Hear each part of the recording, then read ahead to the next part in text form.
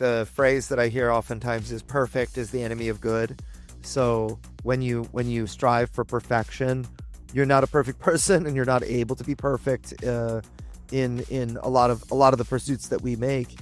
But you can strive for excellence given the amount of time, talent, and resources that you have. And I do think it's important to set realistic goals. Tabletone is a phenomenal app. I use it every time I play tabletop role-playing games with my family. It greatly enhances the immersive experience. In fact, it's night and day using it and not using it. It can also be used for board games or any card game. It's great background music. It's made by a company based in Austria who have their own studio, who've developed their own software specifically to cater to your specific needs within the different game settings. So you can control intensity, there's different background noises. You can get it for free, and there's also a trial that you can run for 2 weeks that will give you full access to their entire catalog of sounds and audio. Definitely check it out. Link is in the description. Visit tabletone.app for more details.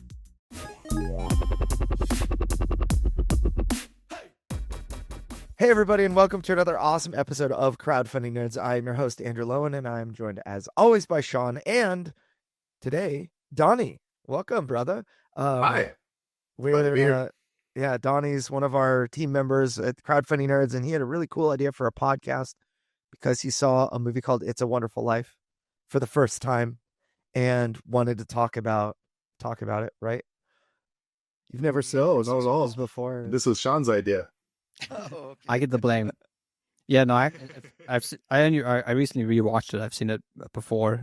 Just watching it again, I figured it actually makes a pretty good sort of tale, the differences of how you run a business, because essentially it's a tale about crowdfunding. Ironically, by the end of it, so I figured it might make a good discussion because there's these characters that kind of contrast each other, and I figured it could make a good decision what running a business through crowdfunding should look like. And using this film because it's thematically seasonal to the period we're in with Christmas coming up. I think this is a really intriguing topic because I love, first of all, It's a Wonderful Life is probably, I know it's on IMDb. It's one of the top probably 10 highest rated movies of all time. It's a black and white movie that was made in, I could be completely off. I should have probably pulled the website up. But like 1946. Okay. Yes. It was in my head. And it's a really fantastic movie. But it also strikes a number of my fancies because there are angels in it. And the story is basically about this guy, George Bailey, that pulls somewhat of a Mr. Scrooge, but instead of seeing his past, present, and future, he sees a future in which he doesn't exist, right? And has to deal with the fallout of what happened as a result of him not existing in his hometown. And he sees like his wife is not his wife, and this angel is kind of like a low level, like low ranking angel that has to begrudgingly help this guy understand how important he is and how valuable he is. And he was George Bailey, I guess at the beginning is, from what I remember, is thinking about ending it all or whatever, and just wishes that he didn't exist. So the angel shows him an alternative reality in which he doesn't. And it's pretty much all the bad things in a Hallmark movie. The factory owner takes over the town, and the wife is in a miserable condition, and either his kids exist or they don't exist. Kids exist and they don't know them, or they're bad kids, or I can't remember. I have yet to watch It's a Wonderful Life this year, but did I generally get it right? Yeah, the general gist that's he's the bad guy is a banker, and yeah, the town kind of falls into ruin and disrepair. Pretty much there's brothels and gambling houses across the street, and everything's corrupt. And this the banker called Mr. Potter owns everything. He's monopolized the entire town. He's renamed the town after himself, and everyone's sort of living on the edge of poverty. I think it's a film which is probably likely saved a lot of lives. I'm sure there's lots of men who feel discouraged, kind of left out, and they're having a hard time, and they see this film. It's actually my life is sort of bigger than just the sum of all the parts. And there's lots of ways people impact the world in which they might not know straight away. So I think it's a good kind of good film to help people reflect upon their own lives. And it really contrasts the difference between an individual who is sort of governed only by self-interest, and then Mr. Bailey, who's only governed by sacrifice. And pretty much every decision he makes in the film is him saying no to his own desires and putting the desires of his family or his children or his wife or other people in front, because he's the only person who can do it, frankly. It's written very well. It's kind of communicated very well. It's a good little film. I think that the first kind of crowdfunding lesson that I personally pull out of this and resonate with is the idea that I, as a creator, have to do much the same. It's a road. The journey is one of sacrifice, where you have to sacrifice much to make this product. And it's I think a really good mindset to have when you're kind of like the creator. People will become fans of you, fans of the game that you make or the product you make.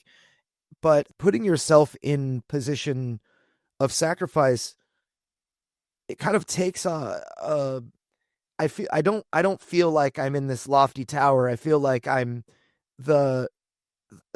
leading the parade, or rather I'm the chief workhorse, and I'm pulling everyone behind me, but I'm not working alone. It's almost like everything becomes about the product, and by sacrificing the things that I want to do, I want to, I don't know, like watch Twitch TV, or I want to go play board games, or I want to go whatever in my spare time. Like I'm sacrificing those things so that I can make something that I believe needs to exist. And the passion that you have for the thing that you believe needs to exist is really the only thing that will drive you when it gets dark and you become downcast, and you see everyone else experience levels of success that you hope for. And like, as you're on your way to this journey, it's there are a lot of things that will depress you and discourage you. And it helps to have sort of something that can like reframe your focus off of yourself and what you want. It becomes about the product you're making and sacrificing whatever you need to sacrifice in order to make sure that the product becomes the best version of itself possible. And then in the end, I can say from firsthand experience, it's all worth it when you get to see people enjoy the thing you made, and if you did your job right, then you'll know that people are going to enjoy this thing before you even go to crowdfunding. And it becomes a matter of trying to articulate what makes the product amazing, what everyone else feels in the product that makes it amazing. It's your job to articulate that on the crowdfunding page. It's not your job to convince me why I should be interested in this. It's your job to kind of state what the product is and state what the product, or what people like about the product, and all of that. And so I think the path of sacrifice that you take really prepares you for everything else. So the more one sacrifices, I'll put an asterisk next to that, because I'm certain, I'm married, I have 7 children, I have a mortgage to pay for my house and all of that. Like, there are certain things that I'm unwilling to sacrifice, but there are so many other things that I will sacrifice temporary, gratification today for this project. It's kind of a tough thing to explain as I was getting into it. And I'm like, wow, this is a pretty big kind of puzzle to unpack. Yeah, it kind of reminds me of, it's discipline training, right? It's like you have to train yourself, right? That's kind of how I understand it. It's like you're sacrificing those little things, to do something bigger than yourself, essentially. Hey, crowdfunding nerds, it's Andrew Lowen, and I wanted to introduce you guys to the Crowdfunding Nerds Academy. If you don't know, we have a do-it-yourself course system that will teach you how to build, excite, and prepare a crowd to fund you on your launch day, and that is our goal. I have used these systems to help raise over $30 million for tabletop campaigns, over 200 tabletop crowdfunding campaigns since 2019. I've generated over $100 million through e-commerce sales using these processes. These courses teach you how to replicate our results. They're made for the small creator.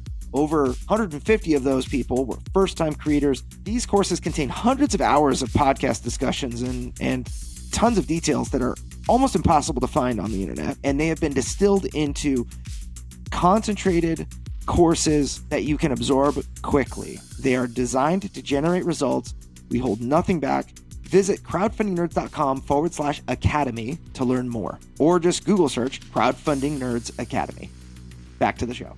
So going back to It's a Wonderful Life, the film sort of coalesces, comes to its sort of main point when this Mr. Bailey falls into some hard times. There's some money that's been misappropriated, and all these things happen before, and kind of, all the good things he was doing make him look like an enemy, like the exact opposite. And he goes to this one person, this Mr. Potter, this banker he's trying to control everything. He's trying to have this monopoly and kind of dominate the town. And the only person who's in his way is Mr. Bailey. And he's asked him for like a short loan to get him over this. And, he's not interested. And it's a good example of the different types of businesses, because his sort of small loan business is about building the community up and helping those around. And whilst Mr. Potter he only cares about his own profits, he doesn't really care about the community. He kind of sees them just as sort of vehicles in which he can enrich himself. And it kind of goes through the history of the US. So there's the Great Depression, and he sort of uses the Great Depression to, secure, basically steal from people, buy things, uses advantage of his wealth to kind of, buy things for pennies off the market and things like that. So he certainly is one who exploits other people's labors.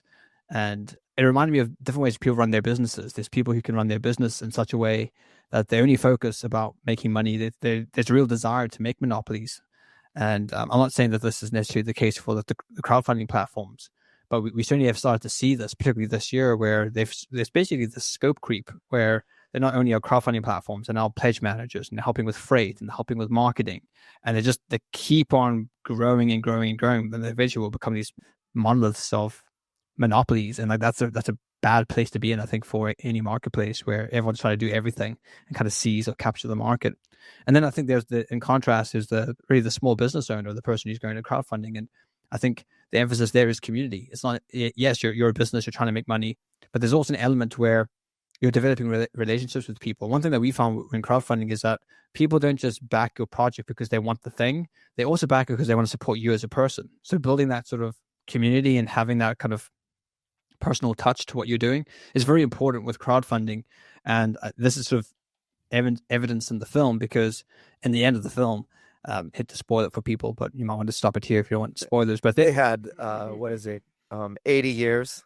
Yeah, 80 years from the spoilers. But end of the film, the community kind of comes together. All the people he'd helped now turn on and help him. That's very similar to how crowdfunding works, where you're giving people updates, you're involving them in the design process, you're showing them behind the scenes sneak things, you're answering their questions, you're investing in the people that are interested in the thing that you're interested in as well.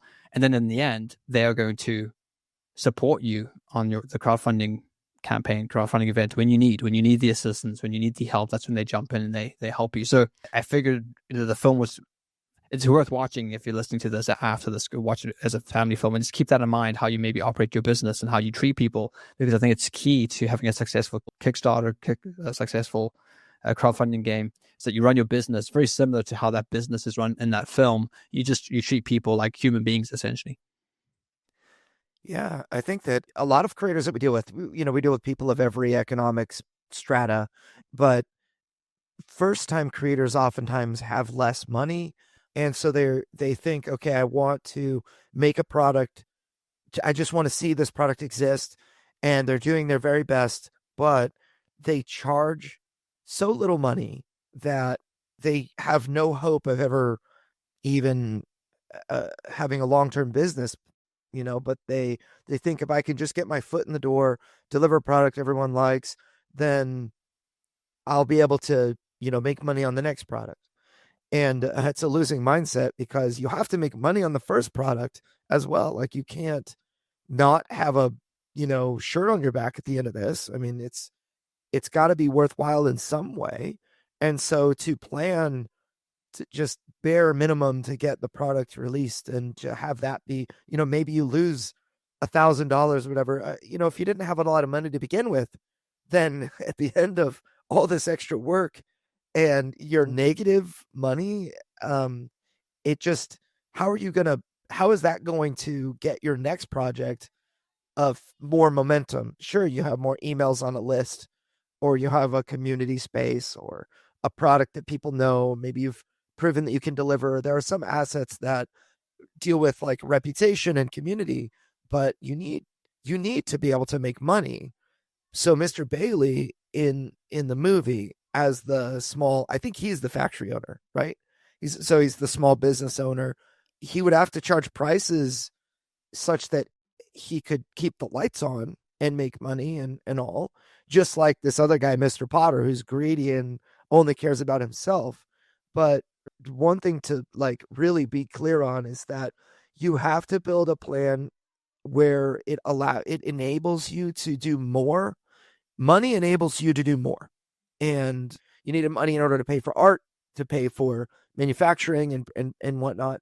And if you set your price for the game or whatever product you're making on Kickstarter GameFound at a rate that you can never hope to even reprint the game, let alone have a stable business, I think that people tend to set themselves up for failure because they think, well, I can't afford a whole lot of things. I can't afford very expensive items. So I'm going to make this as cheap as possible because that's what I would hope for.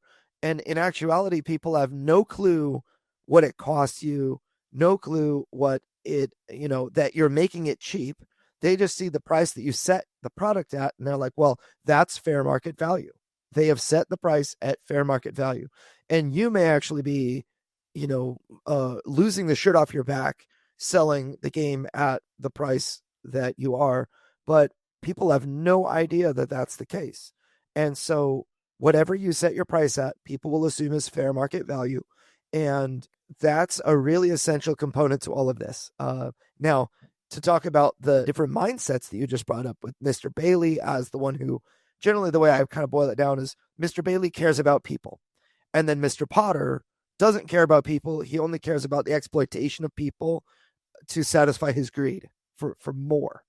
And obviously the former, Mr. Bailey's attitude builds long-term community, builds long-term relationships, and makes people want to support you. Whereas, Mr. Potter is more about, what can I get out of you now? How can I squeeze you now? And in crowdfunding, we see those mentalities all the time. It drives me crazy when we see the $1 VIP now, because I just think this is a tactic that is meant to exploit me. And so we ran this client's first campaign, and this happens every once in a while. So we ran the client's first campaign. It ended up with about 3,000 backers, like, mid six figures raised, like, I want to say, like $300K raised. And they were, it was a big success. And then the next campaign, they elected to go with the company that gives you that dollar pre-pledge VIP system. And they ran their marketing that way. And what happened was when they launched, they had way more backers on day one than the first campaign. But by the end of the campaign, they only had 2,500 backers. This was for an expansion and reprint. To give you an idea, like I did a Deliverance expansion and reprint. I focused on new backers, like heavily on new backers. And we made 60% more money and had, I think we had 2,700 backers in the first campaign, 3,400 backers in the next campaign. We did like 300,000-ish in the first campaign and about 500,000 in the next campaign. So we made 60% more. This campaign, they ended up with about 2,500 backers, which is, 500 fewer backers than last time. And they ended with much less raised per backer, because like all their people that were on the VIP list, they were going to back anyway, is my conclusion. And so they're marketing to the people that they already had captive, the people that were already like, I bought this game, I really like it, I'm going to jump in for the expansion. And they didn't market to new people. And they kind of really set themselves back, because I feel like the tactic exploits their existing community. So not only did they not grow their community with new members like they could have, they instead exploited their existing community for more money, or they tried to. They ended up making less money. And they also did not earn additional goodwill with their fans. They actually, lessened the amount of goodwill with their fans. And so I feel like that strategy, the way it played out in that campaign, if they could have gone back, I'm sure that they would probably, I'm sure they thought that that strategy was going to make them $1 million. So they were interested in exploiting people for gain, and it ended up not working out because there are a lot of things wrong with the strategy. If you're only focusing on, making more money from your existing audience, it's tends not to work out as well as you trying to attract new people and relying on the goodwill and the community that you built with your first audience. And so I don't know, it's just something that I think about, that I see all the time with small businesses. We want to make money. We need to make money to stay in business. Money, again, enables you to do a lot of things, but you have to think about every marketing tactic that you use needs to be for the benefit of the people that you're marketing to. I feel like in particular, that $1 pre-pledge, that's a way to trap your opponent. It's like you're putting a trap on the ground, and when they step in it and they get stuck, it hurts them. They're like, well, I'm committed. I guess I have to go. I pledged $1, so I guess I have to buy the $100 game. I don't want to miss out on the $5 pack of 9 cards or whatever that I got for one. So and I just think it's disingenuous. It incentivizes the wrong behavior, and it's the same as early bird specials. It rewards the people that are early, but then it also penalizes the people that weren't early. It's like, just because I discovered this a week late, you're asking me to pay more money. Is like not a way to indebt any new community members to you, right?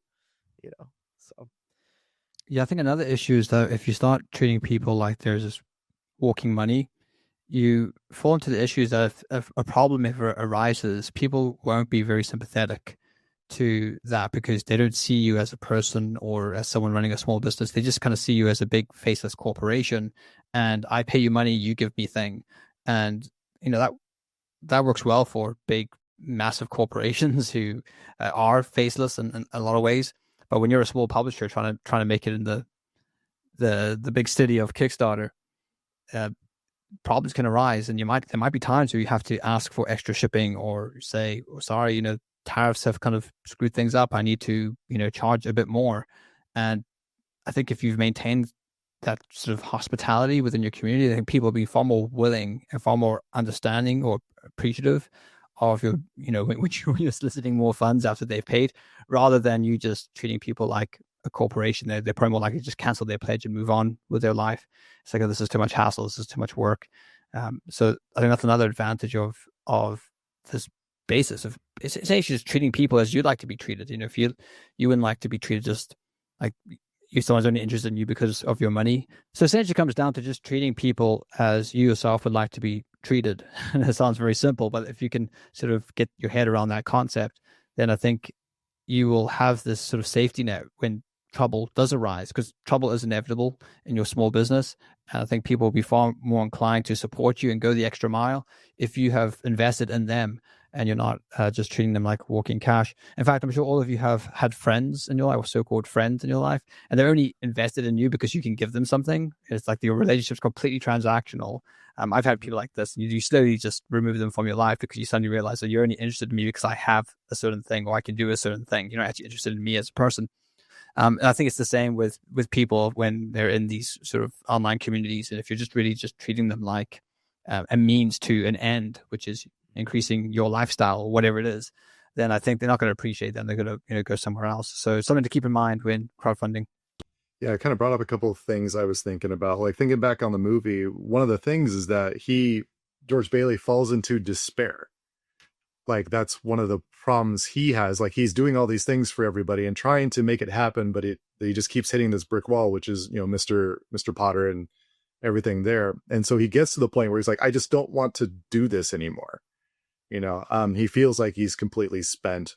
You know, even just my own creative journey, it's like I'm in the throngs of that. And I've hit that low point a couple times where you feel like nothing I'm doing is moving the needle at all.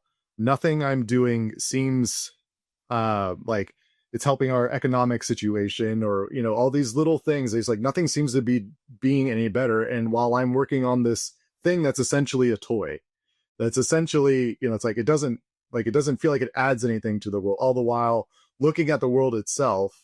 And it's like, I should be doing something more important than this, you know? And so he kind of falls into that despair. And like, that's something, again, to a point that Sean made earlier. It's like, we all kind of relate to that. And then us as fathers and husbands, like we relate to that as well. So I've hit that wall a couple times, and Andrew, I'm sure you could speak to this too. It's like, why am I even doing this?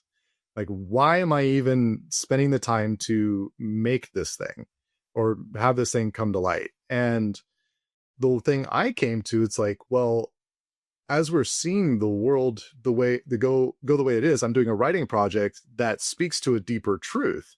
I'm like, well, that's insanely important, you know, even though it may not seem like it on the outside. You know, in your case with Deliverance, is like, oh, it's just another game. It's like, well, but there's something deeper to it than just another game. It's like there's an intention behind it. There's a beauty to it. So it speaks to something deeper. And then the other thing I was thinking about was, while you're talking, Sean, about how you treat people. This is something you actually taught me really early on. It's understanding that every number you see on your metric represents a person.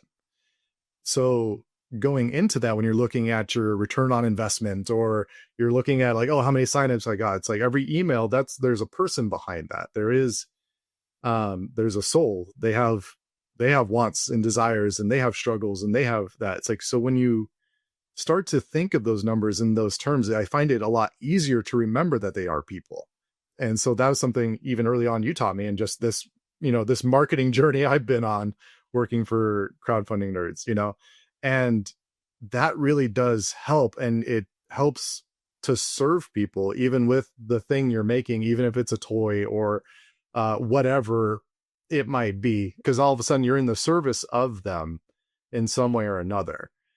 And so those are the kind of the 2 points I was kind of thinking about in terms of that. And then in terms of despair, you kind of have to always lean back and it's like, what's the reason why I am doing this in the first place? Especially in terms of crowdfunding, because you get into the throngs of it to, you know, it doesn't stop when your Kickstarter ends. It's like, because now you have distribution and fulfillment and try to get all your ducks in a row. You just got this massive check, or this check of money that, I mean, even if it's $50,000, like I don't ever remember getting anything like that. And not that I've got it, but you know what I mean? Like if I'm in that position where it's like, okay, I didn't get, you know, 100K, but I got 50,000. I've never just received a check like that, you know? So it, like, there are those moments too. It's like, okay, it's like now because when that happens, now you're a steward of those funds. It's like, because you could just, I mean, if a lesser person could just cut and run, you could pull the Mr. Potter and be like, you know what? I don't need to make that. I got money. We're good now. And just disappear. But it's like, okay, right. Yeah. Or just delete everything off the internet. That's your accounts and you're just gone. But, there, as you see people as people, it's like, okay, now you're becoming a steward of, it's like, okay, I made a promise that if they gave me this money, I would deliver this thing. And so I have to be good to that, because I feel like it comes back to something that we've been losing. It's honor. So you're honoring your word, honoring, you know, what you said you would do, and that integrity of it, where a lot of that's disappearing, you know.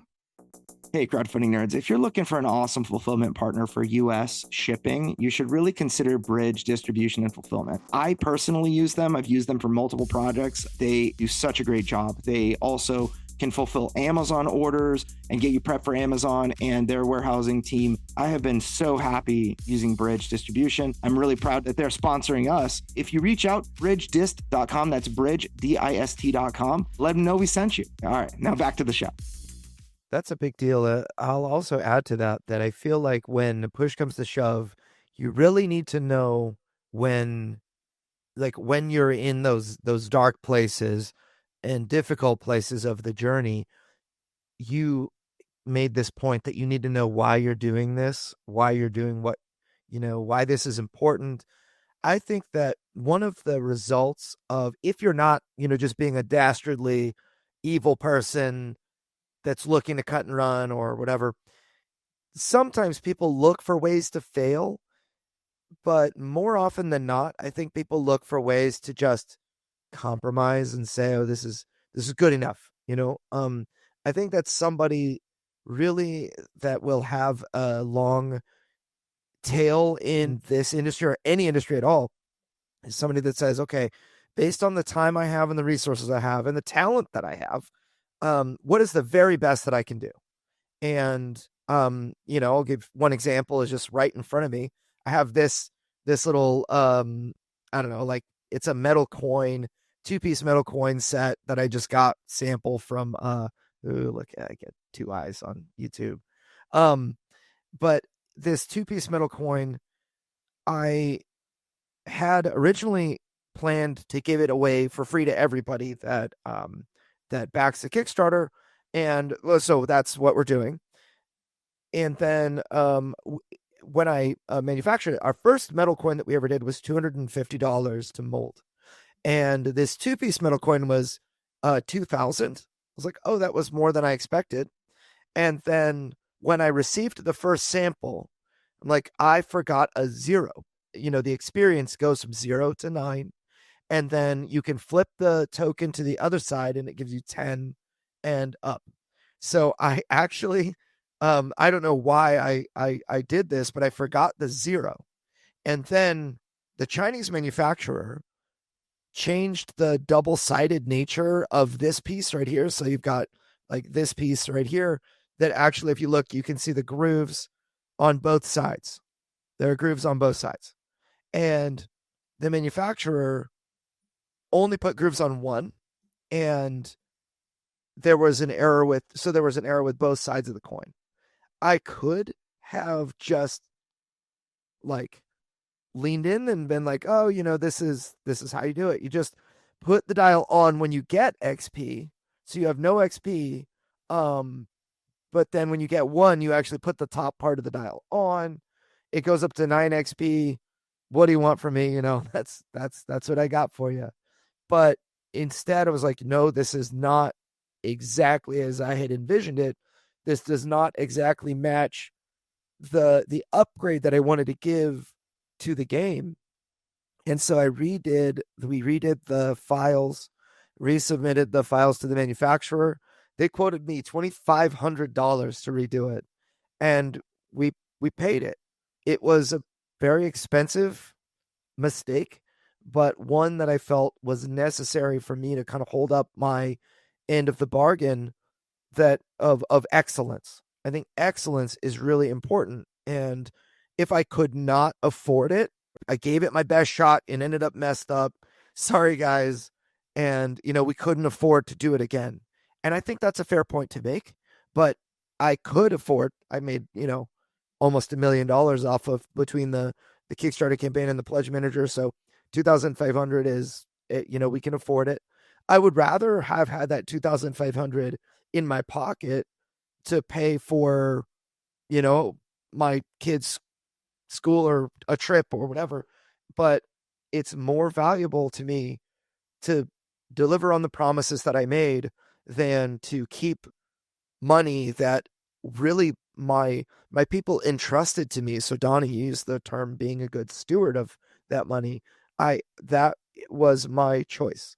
It was either be a good steward and do the absolute best that I can, or find ways to cut corners and save a little bit. But in the end, when I launch a third campaign, a fourth campaign, if I am identified as a creator that has a habit of cutting corners, that's going to come out in here, there, and everywhere. And I believe that one of the things that people really liked about my first game was that every corner of the game was thought about and thought through. Another example recently was my main artist is super high quality, super, just really cares about the details of the art pieces that a lot of people don't even notice. And to save time, we had another artist do little things like the symbols for characters, their halos, and some seals that are used like wax seals, art pieces.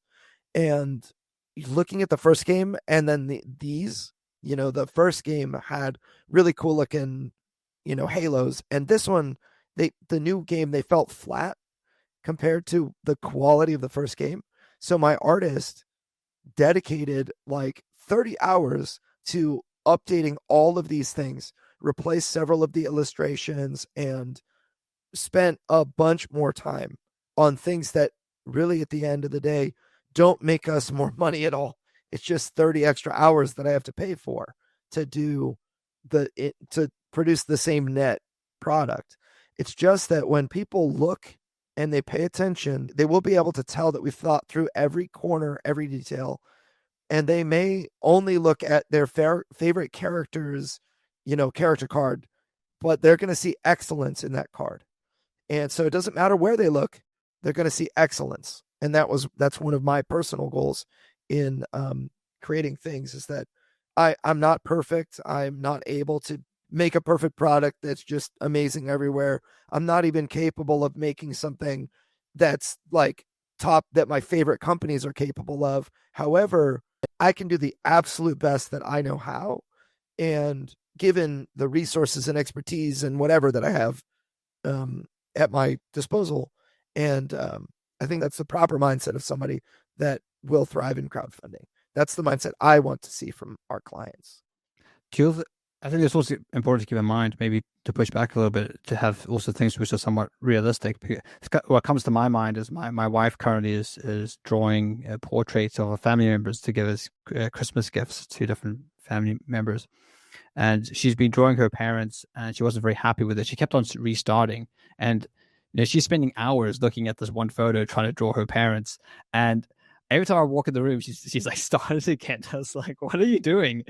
You feel like a crazy person. Every time I walk in, you've started again. And then, I'm looking at these two copies she has, and it kind of reminded me of the meme from The Office. It's like corporate wants to show you the difference between these two pictures. It's the same picture. Like, she's literally drawing the same pictures. And she's like, no, it's different. And the problem is she's looking at this one picture for hours. And one thing I'm trying to remind her is people aren't going to be looking at this picture for hours. They're going to look at it for probably about 10 seconds and say, oh yeah, that's your parents, and then move on with their life. And they're not going to be able to see every fiber of hair or every detail. And there's an element where I think it's like, maybe you get too close to the project and you're like, oh look, there's this little detail like most people might not even notice or see that. So that's in terms of my thought on game development. I think perfection can also become a problem. So there's two things, like being sloppy can be a problem, and then I think trying to get perfection like put your entire self into this one thing. It has to be perfect. Like, I think you could be forever tweaking and modifying. There comes a stage where you have to say, okay, I'm happy, it's good enough, I've done my best, and there's some other limiting factor like time or money or whatever it is. You just have to kind of move on. And I also think as a designer or a creator of anything, you have a very different relationship with that thing than the end user, so to speak. It's very distant to distance yourself from that. And this is why it's so important to bring in other people to get counsel with fresh eyes that can see things from a different angle. And involving a community in crowdfunding is so important to doing that. I think it's key, because I think there's two traps you can fall into: being sloppy or just hyper fixating and just doing the same thing over and over and over again, not making any progress in your game development. Yeah, no, you're not wrong. I think the phrase that I hear oftentimes is perfect is the enemy of good. So when you strive for perfection, you're not a perfect person, and you're not able to be perfect in a lot of the pursuits that we make. But I think that I'll use the term again, excellence. You can strive for excellence given the amount of time, talent, and resources that you have. And I do think it's important to set realistic goals. But when you see something, I get, and you do have to balance, like when you see something that could be improved, should I change it and change it and change it? And what I always think about is, if different is also means better, then do it. But given the amount of time, talent, resources you have, but if different is just different but not better, if it's what we call a side grade and not an upgrade, then you probably should not focus on that. And another thing that I'll mention is we did our absolute best to get every typo, every whatever in the first release of our game, and we released 5,000 units with several typos that we all missed, that all the proofreaders missed and whatnot. And we also released other abilities, character abilities that just weren't very good, that we thought were good, but people ended up never using them. And it's like, might as well have not even printed that card because nobody uses it. So we were able to update some of those in our next printing. We changed the abilities and made them useful, and of the original characters. But then we also offered an upgrade kit, and that was a choice that we made because we want to kind of patch our product, But when you make a book or a game, anything that gets printed, it's never finished. It's just printed. And that's something that I had to tell myself a lot. It's like, I did my very best, and it's not going to be perfect. And it's okay. We ended up having one card that discriminated against people named Angela, because there were Angelas cannot move through spaces containing this unit type or whatever, and it should have said angels, but it said Angelas, and or angles is very easy to kind of switch up the E there on the word. So it's just funny, but happens, and you're like, oh, that's okay. Don't spend much time on your faults. Just get up and dust yourself off and keep moving forward, right? Perfect is oftentimes the enemy of good, or of good enough is probably a better way to say it. Yeah, that makes a lot of sense. Because like you said, you're just going to be paralyzed in indecision. And then Sean, to your point of like, you're so close to the project, like it made me think of when I used to do art and sketches, I'd have to flip the image upside down sometimes to like get a different perspective on the shadows and everything, because you just get so ingrained into it. It's the same with like composing music. You can get so hyper focused on the right note within the chord to make it do this thing. Like almost nobody is going to see that. And I think that, and then the opposite of that with what you were saying with big corporations, kind of faceless corporations, both of those, I feel like you can be in danger of the same thing, which is a disconnect from your audience. So if you're so hyper focused on these things, you start getting in the weeds and you don't see what your audience is telling you. It's like, no, I want to do this thing. I'm trying to get this part done, this part of this game.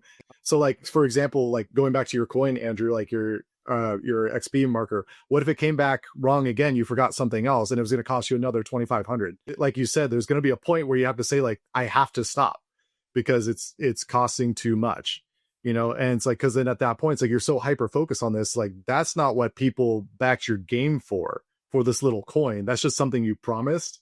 It's like, they backed your game because they wanted the game. They didn't want this necessarily this little coin. No one spends $100 like on a game to like, oh, I really want this like neat little dial. That's neat.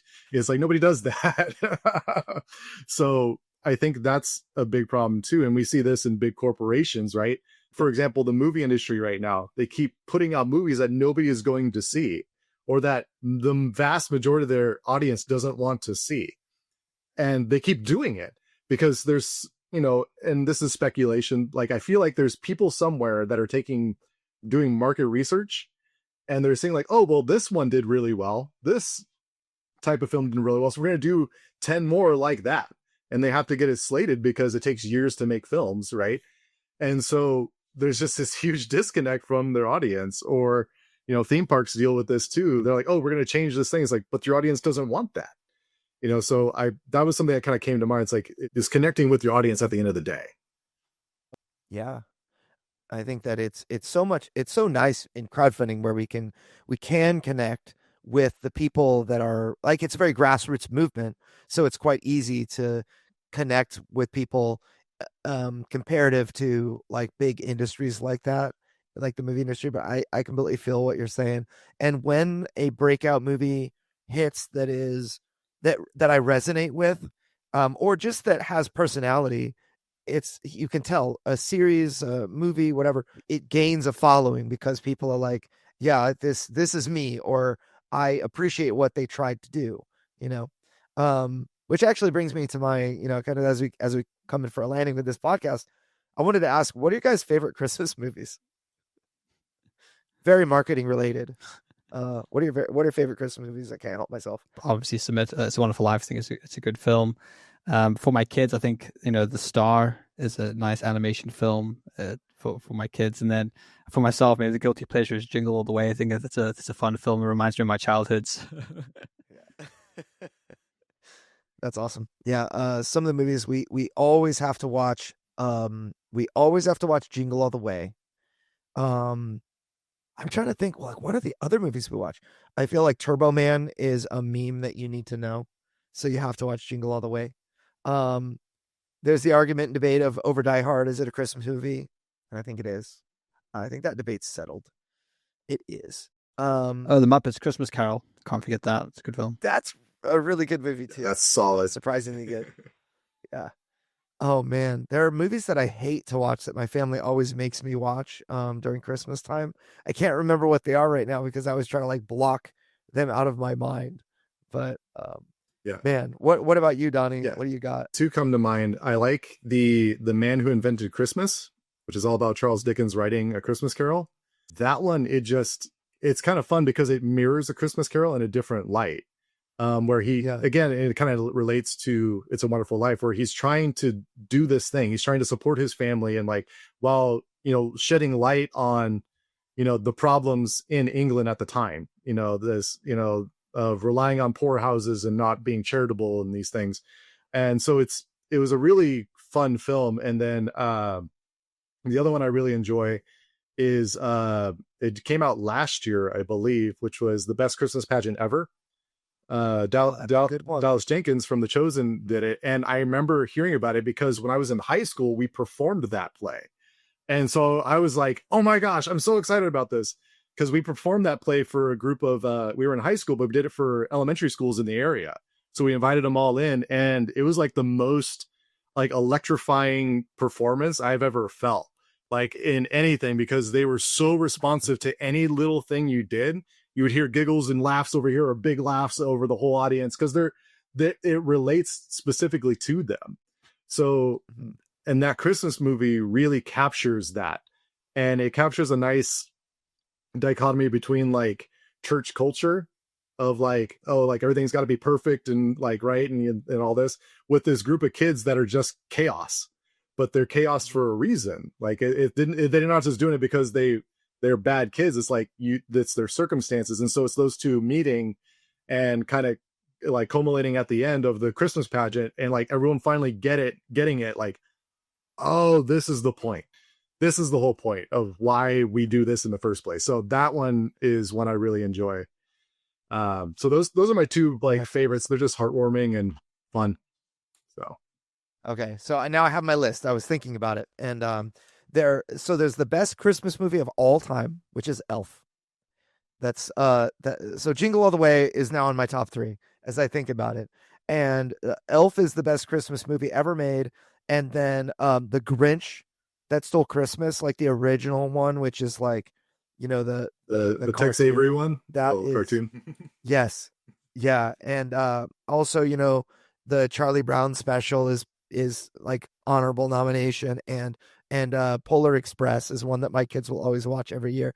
And then there's this, I don't remember what it's called, but it's with Will Ferrell and Ryan Reynolds, and it's a musical where Will Ferrell is trying to take Ryan Reynolds off of the naughty list, and I can't remember what it's called, but it's a really good movie, and it also has homage. It pays homage to Elf, which is really funny. So I ended up really enjoying it. What is it called? Yeah, Charlie Brown. Yeah, I forgot about that one, because that's just part of our day-to-day life. We just watch Charlie Brown, so I didn't even think about it as a Christmas movie. Yes. And then Princess Bride.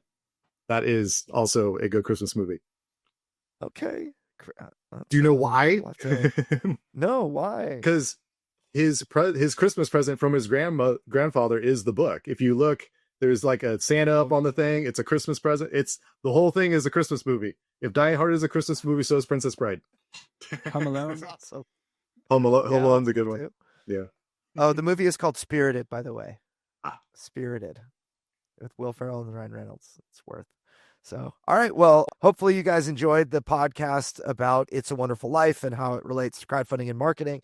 If you guys don't mind, we'd love it if you would give us a 5-star review on whatever podcast platform you're listening, Spotify, Apple Podcasts, whatever. It makes a huge difference to our podcast, and we will catch you guys next week in the next episode.